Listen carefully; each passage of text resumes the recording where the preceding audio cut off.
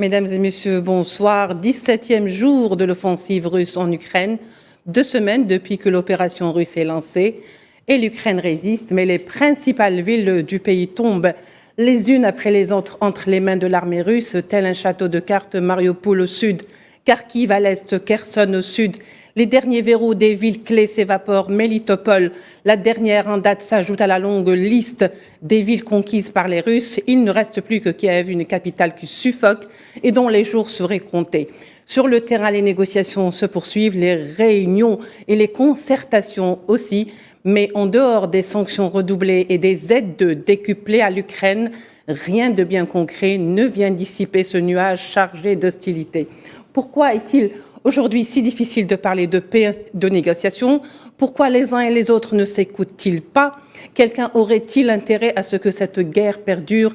Des questions auxquelles nous tenterons d'y répondre ce soir avec nos invités. Nous avons donc avec nous par Skype M. Dimitri de Koshko, journaliste et président de l'association France Oural. Monsieur de Koshko, bonsoir. Bonsoir. Bonsoir et bienvenue. Je ne parle pas au nom de l'association France Oural, je tiens à vous le dire. Bien sûr, mais on vous présente en tant que tel.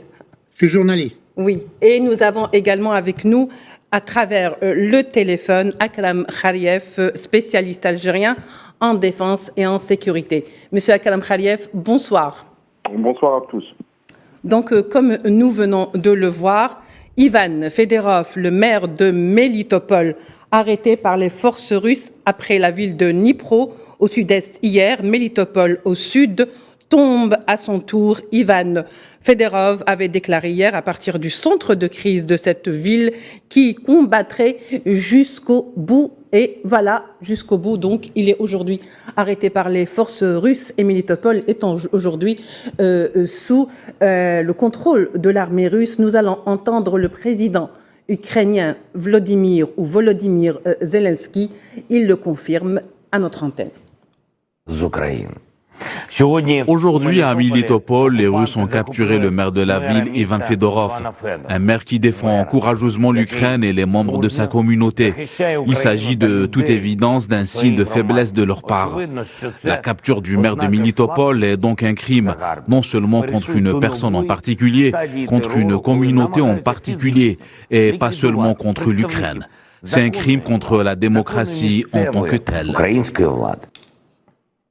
Alors, Melitopol est tombé après celle de Dnipro hier. Il ne reste plus que Kiev, cette capitale qui suffoque aujourd'hui. Monsieur Dimitri, ma question s'adresse à vous. Alors, pourquoi aujourd'hui Melitopol est si importante et est-ce qu'elle est importante aujourd'hui?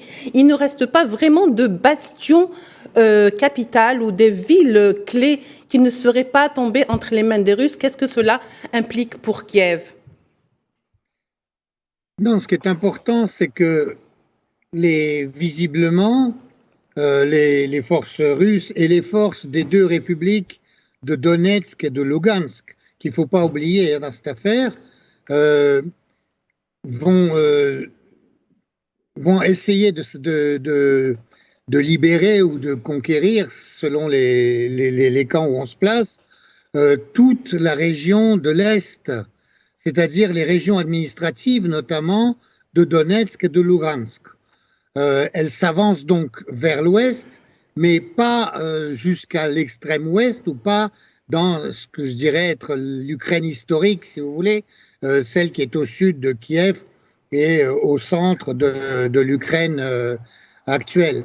Et vous avez vu aussi qu'il n'y a pas de forces russes, en tout cas terrestres, du côté de l'ouest de l'Ukraine.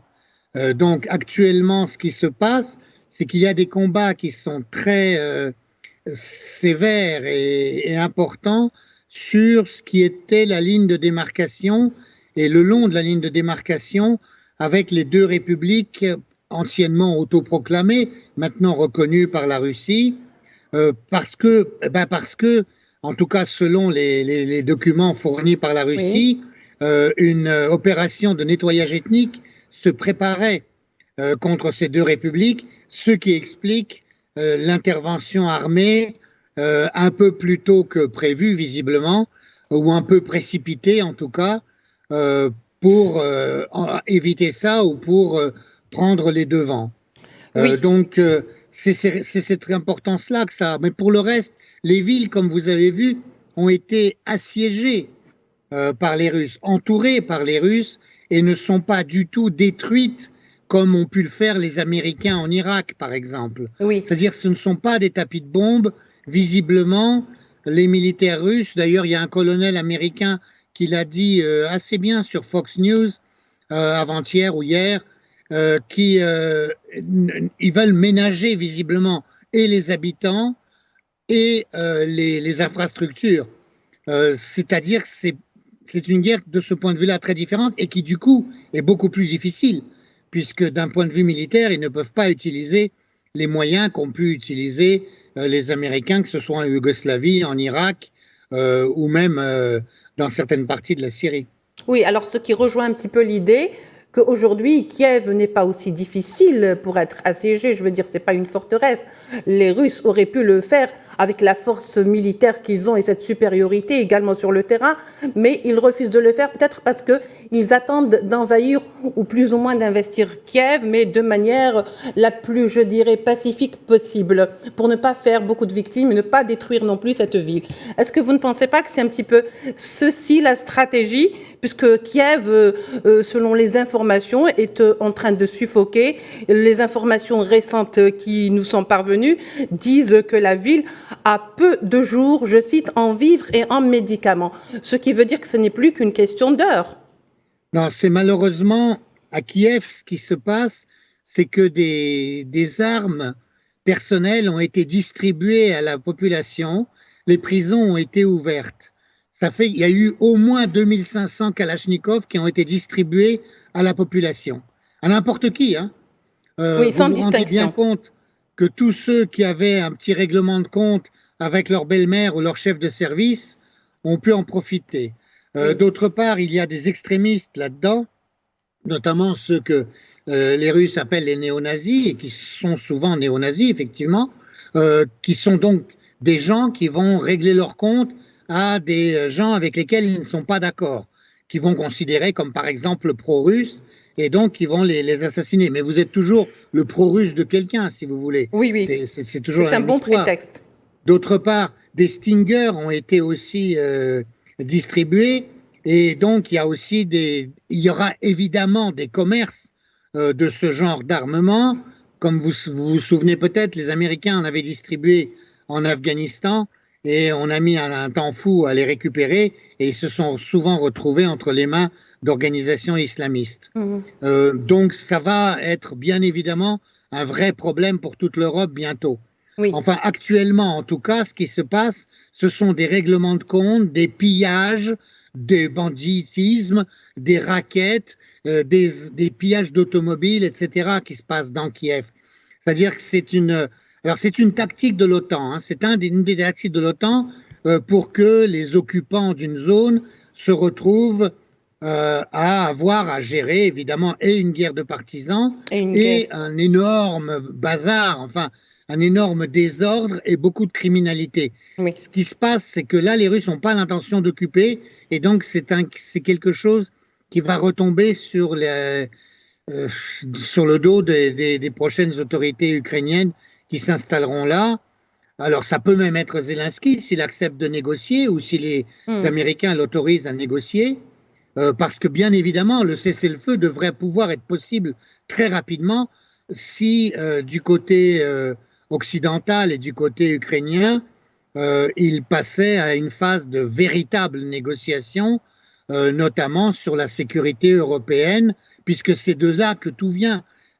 C'est quand les Russes ont demandé à ce qu'il y ait une négociation réelle sur la sécurité européenne et une exclusion de la possibilité de faire entrer l'Ukraine et la Géorgie dans l'OTAN, qu'il y a eu une réponse à la fin janvier, une fin de non-recevoir de la part des États-Unis, que ces incidents tragiques, cette guerre tragique, Oui. a été déclenchée. Oui. Est-ce que Kiev, aujourd'hui, serait la dernière ville qu'il faille donc déverrouiller ses clés, Monsieur Akram Khariev? Non, je pense pas. Je ne pense pas que dans la stratégie l'armée russe et de Vladimir Poutine, l'objectif final ou l'objectif symbolique soit de hisser le drapeau de la victoire au-dessus de la Rada ou au-dessus du palais présidentiel à Kiev. L'objectif a été donné le premier jour, je pense, par le président Vladimir Poutine. Et les objectifs secondaires sont déductibles par l'histoire de la Russie et l'histoire de l'art opératif russe. Donc, si on se réfère un petit peu à l'histoire récente, nous avons le cas de la Géorgie, pays ô combien plus faible que l'Ukraine, qui est aujourd'hui peut-être la deuxième plus grande armée d'Europe, ou la troisième. La Géorgie, en 2008, qui n'a pas été détruite, dont les infrastructures civiles et même militaires n'ont pas été détruites, dont l'armée a été juste dégradée matériellement, et son régime maintenu, et où on a une Russie qui a sanctuarisé les frontières des deux républiques séparatistes à l'époque, qui étaient l'Ossétie du Sud et l'Abkhazie. Donc, à mon avis, aujourd'hui, les objectifs de Moscou, il y en a trois. Un premier qui est la sanctuarisation des frontières des oblasts, des départements de Donetsk et de Lugansk, en faire des territoires autonomes, et totalement indépendants de Kiev. Le second étant de dégrader l'armée ukrainienne en termes non pas d'hommes, mais surtout en termes de technologie, d'équipement et de matériel. Donc, ce qui est appelé par l'armée russe aujourd'hui une démilitarisation de l'Ukraine. Et troisième objectif qui est là un peu plus philosophique, symbolique, le président Poutine parle de dénazification. La dénazification peut vouloir dire une poursuite physique de ceux qu'il appelle des néo-nazis. Ça peut être aussi des objectifs symboliques, comme, j'imagine, une levée justement du drapeau de la victoire, non pas à Kiev, au prix de massacres ou de morts de civils et de militaires des deux côtés, mais plutôt une levée du drapeau de la victoire au-dessus du palais des syndicats à Odessa. Et je pense que notre ami ne sera pas en désaccord avec moi. Palais des syndicats, maison des syndicats d'Odessa, où s'était déroulé en 2014, en mai 2014, un horrible massacre de partisans de la Russie, pour la plupart des enfants et des personnes âgées, qui ont péri par la main de milices néo-nazis. Donc, ce serait un petit peu une sorte de résumé de cette action dite, qualifiée par Vladimir Poutine de dénazification. Mais je ne pense pas aujourd'hui que l'armée russe soit intéressée par rentrer dans Kharkiv et dans Kiev. On le voit même aujourd'hui, l'encerclement de Kiev et de Kharkiv se font en demi-cercle, donc permettant une évacuation de l'armée et des civils de ces deux grandes villes vers l'intérieur du pays et vers l'ouest. Alors, vous comprenez, Monsieur Akharam Khaliev, qu'on va comprendre par là plutôt que Kiev ne constitue pas un enjeu majeur, en tous les cas pas pour l'instant. C'est ce que je crois. Voilà, autant que le constituerait peut-être Mariupol ou Odessa, ou même Lugansk et Donetsk, du côté de l'Est. Non, Mariupol Plus ou moins. est très importante. Berdiansk, Melitopol, Kramatorsk sont des villes très très importantes, oui, parce qu'elles sanctuarisent ces frontières de ces États qui sont souhaités indépendants par Moscou. Et ce sont aussi des symboles, il faut le dire, il faut être très très honnête, oui, ce sont aussi des symboles de la résistance ukrainienne contre les séparatistes de la DNR et de la République de Lugansk aussi. ah oui. Ce sont des places fortes qui ont tenu en 2014-2015 et qui aujourd'hui sont arrachées par cet élan de libération de ces deux républiques. Donc c'est très très important. Et là aussi, il faut noter une chose, c'est peut-être marginal, mais il faut le comprendre. Il y a eu plus de 600 000 Ukrainiens qui sont passés par ce qu'ils appellent la zone antiterroriste, donc qui est le Donbass, et qui ont reçu une formation militaire et surtout qui ont été mis dans un bain idéologique très très fort et très très corrosif que certains à Moscou considèrent comme étant du néonazisme, que d'autres à Kiev ou ailleurs considèrent comme étant une sorte de nationalisme. Tout simplement. Ou de patriotisme. Oui, oui. Absolument. Alors, restez avec nous, messieurs. Nous l'avons vu hier, les 27 de ce monde ont fermé la porte, à l'adhésion de l'Ukraine à l'Union européenne. Ils avaient dit que même dans l'urgence, il n'y était pas question, en tous les cas, que cette adhésion soit acceptée comme ça, à la va-vite. Mais par contre, en revanche, ils ont doublé l'enveloppe de l'aide financière, mais à l'armement, la livraison des armes, qui a été doublée à 1 milliard d'euros. Alors, comment comprendre aujourd'hui ce jeu européen entre un non et un oui? Monsieur Akram Khaliev. L'Union européenne, en fait, les Occidentaux, de manière générale, se défaussent sur l'Ukraine et veulent que l'Ukraine soit de manière romantique, on va dire, dans l'imaginaire occidental, le cimetière de la Russie, ce qui ne sera probablement pas le cas. Et ils voudraient faire perdurer ce conflit, faire en sorte que la Russie s'enlise en Ukraine et qu'il y ait beaucoup de Russes morts. On le voit aujourd'hui. Vous savez, la décision hier de Meta, donc de Facebook et Instagram, de laisser les appels au meurtre contre les soldats russes et contre Vladimir Poutine impunis et non sanctionnés sur leur réseau, et ça illustre un petit peu cette attitude-là. Donc on a ce wishful thinking, mais qui ne dépasse pas cette étape, ce stade de wishful thinking. Oui. En fait, ce qu'ignorent les Européens, c'est que la vocation de l'armée russe, et je pense que la stratégie de Vladimir Poutine, est une sortie très rapide de l'Ukraine. Très, très rapide. Et c'est pour ça que lui-même appelle cela une opération militaire et non pas une guerre, et non pas une invasion. Oui. Alors, M. Akram Khaliev, M. Dimitri, nous allons voir tout de suite les déclarations du président français Emmanuel Macron juste à la sortie de cette réunion qui les a réunis, donc tous les chefs d'État européens, occidentaux, à Versailles hier.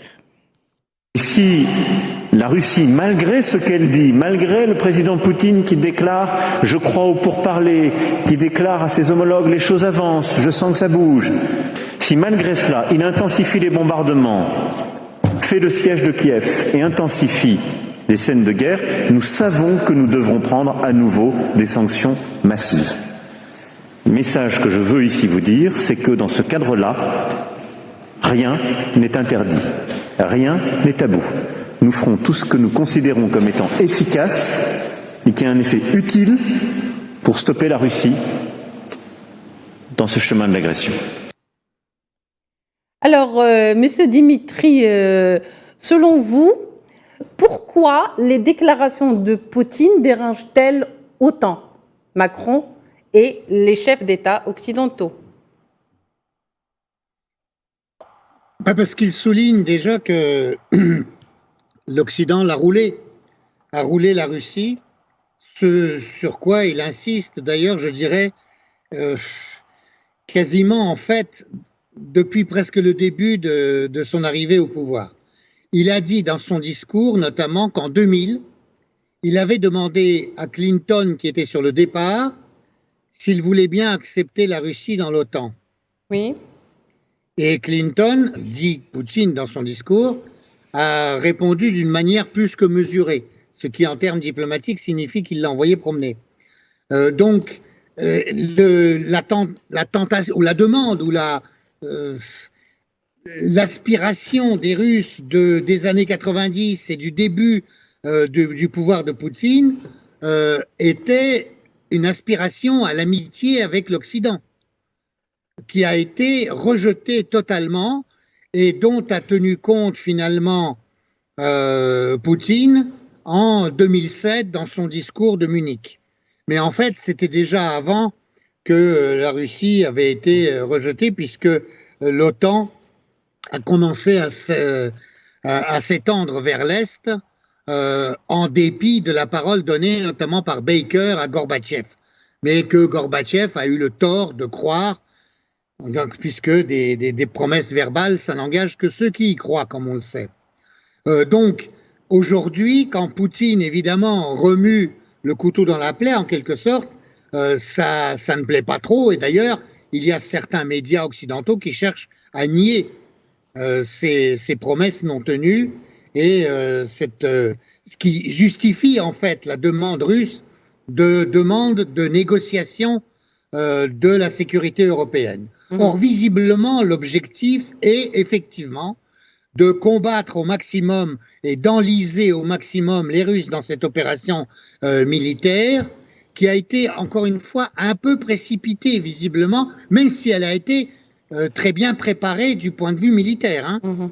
Elle était préparée du point de vue militaire, mais politiquement, elle a sans doute été précipitée à cause des informations qu'ont eues les Russes sur l'imminence de ce nettoyage ethnique à la croate contre le Donbass, et d'autre part, peut-être sur la possible provocation nucléaire, notamment du côté de Tchernobyl, et l'utilisation des déchets nucléaires pour faire des bombes sales.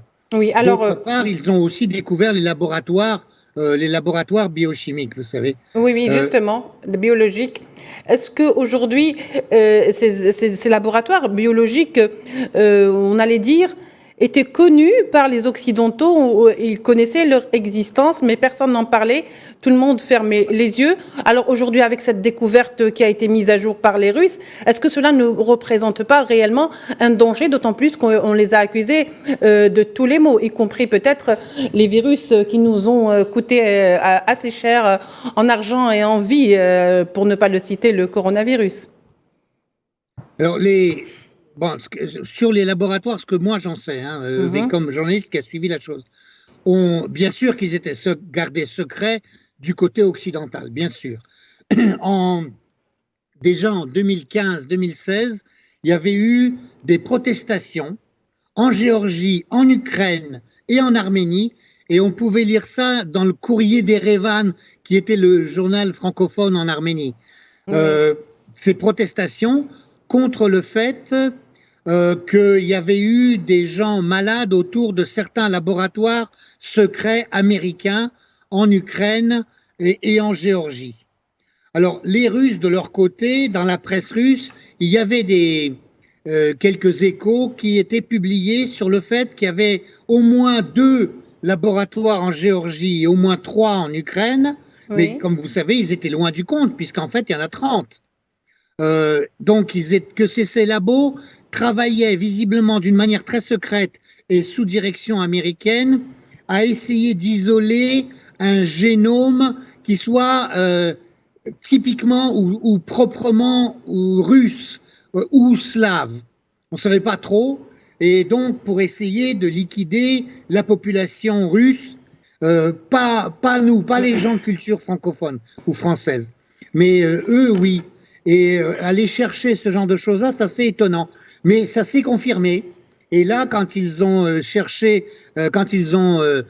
trouvé, les Russes ont publié ça et ont fait des déclarations au Conseil de sécurité de l'ONU quand même. Hein. Alors évidemment, c'est nié par les médias occidentaux, on dit que c'est du fake, etc. Mais on discute absolument pas sur le fond.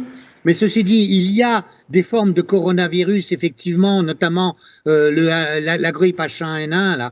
Et puis, mais c'est essentiellement l'anthrax, la peste, et d'autres joyeusetés de ce genre qui étaient mis au point dans ces laboratoires, visiblement. Et encore une fois, ces recherches, effectivement, sur un génome slave, c'est-à-dire ukrainien, biélorusse et russe. Et ils ont trouvé pour ça des échantillons de sang qui ont été pris sur des populations slaves sélectionnées justement en Ukraine, en Géorgie et aussi des Biélorusses et des Russes vivant justement en Ukraine. C'est pour ça que ces labos ont été installés, notamment là. Ils l'ont été installés aussi parce que logiquement, d'après les traités et les conventions internationales, les recherches en matière de guerre biologique sont interdits. Oui, alors que comptait-on faire justement de ces laboratoires, monsieur Dimitri de Koshko? Qu'est-ce que comptait faire? Parce que c'était carrément aux frontières russes également. c'est aux Américains qu'il faut le demander. Ben oui, quand on les verra. On sait que les manipulations les plus dangereuses étaient sous direction américaine. C'est ce qui est ressorti, en tout cas, de ce qu'ils ont déclaré à propos de ces laboratoires. C'était pour préparer la guerre chimique et pour aussi faire, disons, le sale travail ailleurs que sur le territoire des États-Unis. Tout comme la guerre contre la Russie est faite jusqu'au dernier Ukrainien et non pas jusqu'au dernier boy américain. Oui. Alors, Monsieur Akram Khaliev, je me tourne vers vous et je réitère ma question. Que comptait-on réellement faire avec ces laboratoires découverts par les Russes et surtout aux frontières avec leur pays? Très honnêtement, je ne suis pas très porté sur ce genre d'informations. Oui. J'attends d'abord qu'il y ait plus de confirmations, plus de détails. Il y a eu hier et avant-hier une première salve de documents qui ont été publiés par les autorités russes. On attend encore je pense qu'il vaut mieux attendre la fin de tout cela pour revenir dessus. Bien sûr, c'est tout à fait intriguant d'apprendre qu'il y a sur le sol ukrainien une douzaine de biolaboratoires, dont certains qui sont P4, au niveau P4. C'est tout à fait étrange. Le pays n'avait pas cette vocation-là. Je pense que le temps va nous donner plus de détails. Oui. Alors, pour rester toujours dans la question ukrainienne et surtout les sanctions européennes aujourd'hui, puisqu'on a remarqué que les Européens, y compris les Occidentaux, c'est-à-dire quand je parle des Occidentaux, j'inclus les États-Unis, mais également l'Union européenne. Et dans l'Union européenne, nous avons la Grande-Bretagne aujourd'hui. Alors, la Grande-Bretagne, le Royaume-Uni... Oui, absolument. Justement, j'allais en revenir. Alors, un Royaume-Uni post-Brexit est, semble-t-il, confronté à sa pire crise depuis la Seconde Guerre mondiale, car d'un côté, il est avec l'Union européenne dans les sanctions, il est là, mais de l'autre côté, lorsqu'il s'agit des oligarques, par exemple russes, eh ben, la liste n'est pas suffisamment longue comme on le voit avec les listes européennes. Comment pensez-vous qu'aujourd'hui la Grande-Bretagne arrive à gérer un petit peu et à ménager les chèvres et les choux? Aujourd'hui, la Grande-Bretagne est en train de jouer à fond la carte des États-Unis, la carte de l'Atlantisme, et donc va faire fonctionner toutes les batteries de sanctions possibles et imaginables contre la Russie, en espérant un jour arriver à la table des négociations avec la Russie et obtenir quelque chose contre cette levée de sanctions. Le fait de la spoliation des biens de ceux qui sont appelés oligarques russes, de manière très très étrange, je ne vois pas pourquoi on n'appelle pas Elon Musk oligarque états-unien. Ce sont juste des milliardaires russes, comme il y a des milliardaires français ou états-uniens. Donc, la spoliation de leurs biens est un acte de nationalisation qui entre dans le cadre de cette guerre indirecte que mène la Grande-Bretagne à la Russie. Et je pense qu'ils font ça pour avoir des cartes lors des négociations, lors du retrait de la Russie et lors de la fin de cette guerre pour obtenir quelque chose, obtenir plus de privilèges, un meilleur accès au marché russe, un meilleur accès à l'énergie, pour arriver à ça. Mais entre-temps, la Grande-Bretagne est en train de se tirer une balle dans le pied. On le voit de plus en plus dans toute cette histoire. Ce sont les États-Unis qui jouent le beau rôle, qui ont le beau rôle, qui sont un petit peu qui deviennent la voix de la raison de toute cette coalition internationale anti-russe. Et j'ai été, par exemple, très étonné hier d'écouter le président Biden dire qu'il ne fallait pas déclencher la Troisième Guerre mondiale et qu'il ne fallait pas livrer d'avions à la Polonais à l'Ukraine, etc., etc. Donc aujourd'hui, la Grande-Bretagne est en train de jouer le rôle du méchant flic dans le duo gentil flic qui est les États-Unis. Et eux jouent donc le second rôle. Alors, c'est un partage de rôle apparemment où chacun connaît par cœur le texte apparemment, on le voit très bien. Ce qui nous pousse un petit peu aujourd'hui à aller vers le troisième volet de cette édition, à savoir les cyberattaques qui ne touchent pas que l'Europe, mais également en Algérie. Et on l'a vu donc avec cette cyberattaque dont a été victime le ministère de la Justice en Algérie. Et concernant donc le conflit ukrainien, puisque c'est de ça qu'il s'agit, le système Twitter a été attaqué, des tweets anti-ukrainiens ont été donc mis en exergue.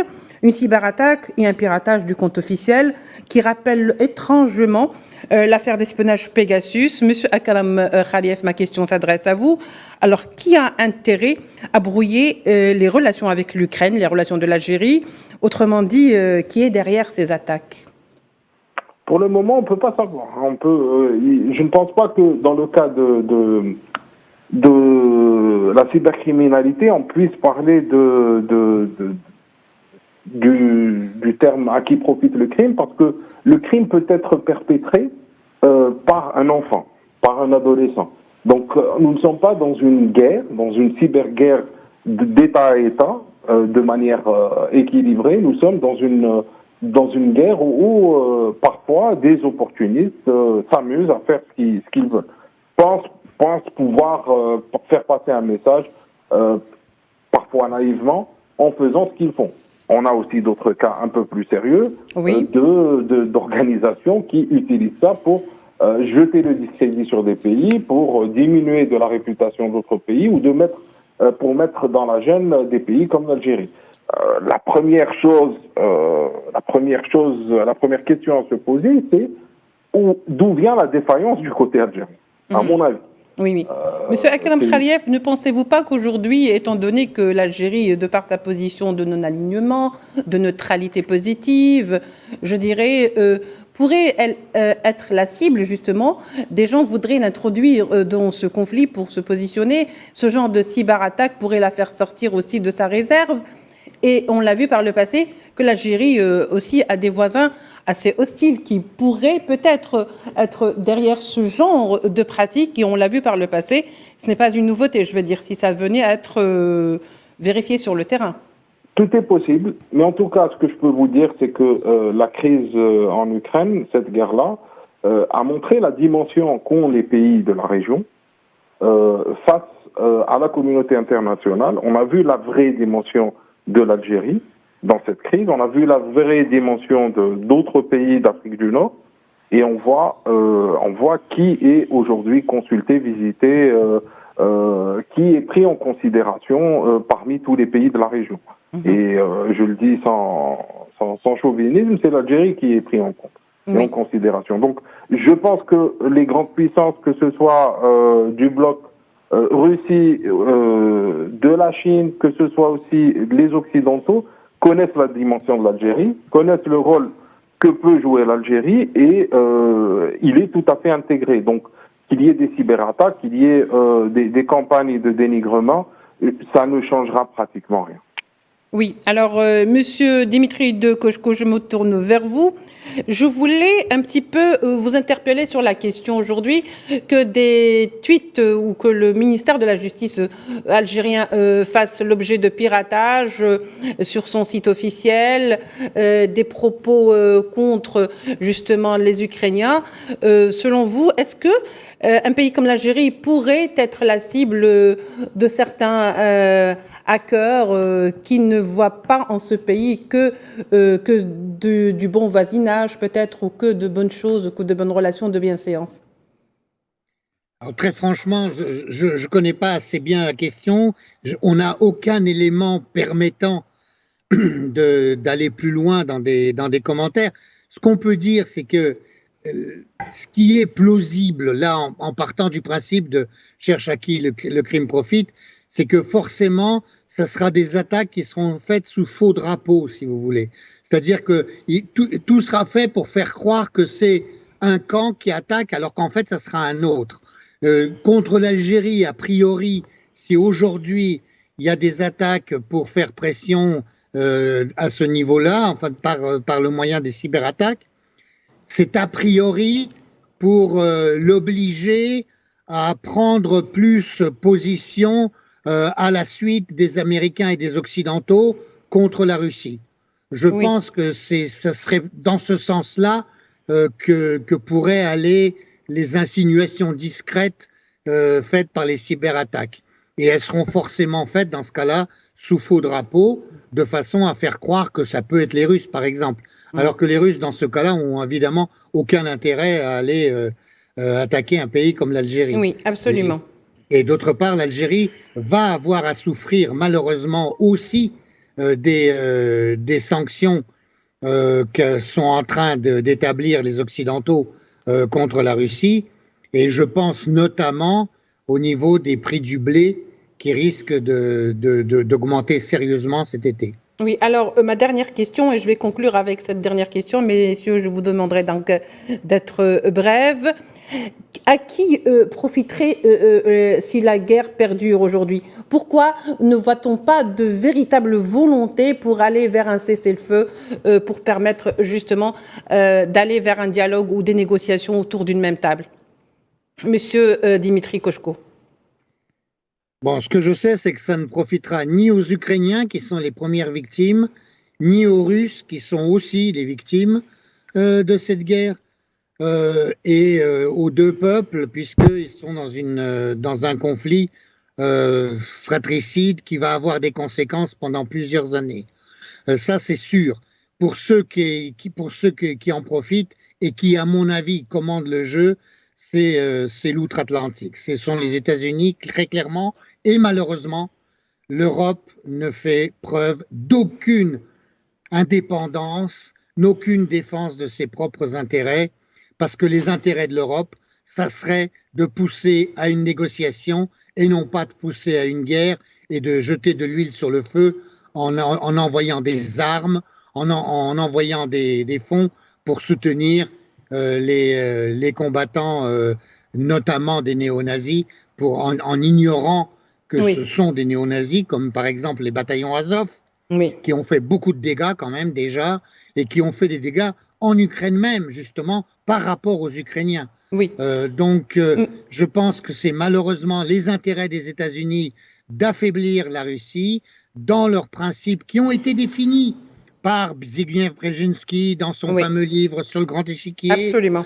Par des gens comme George Friedman, qui à Chicago a très bien expliqué que l'objectif des États-Unis était d'empêcher à tout prix une alliance ou un rapprochement entre l'Allemagne et la Russie, et par une dame comme Condoleezza Rice, qui a été secrétaire d'État tout de même, et qui a expliqué que la Russie avait beaucoup trop de richesses naturelles pour une trop petite population et qu'il fallait régler la question. Merci beaucoup, monsieur Dimitri. On sait qu'ils l'ont réglé, notamment avec les Amérindiens. Merci beaucoup, monsieur Dimitri de Koshko. Je rappelle que vous êtes journaliste et président de l'association France Oural, même si vous ne parlez pas au nom de cette association. Merci beaucoup. Je me tourne vers vous, monsieur Akram Khaliev.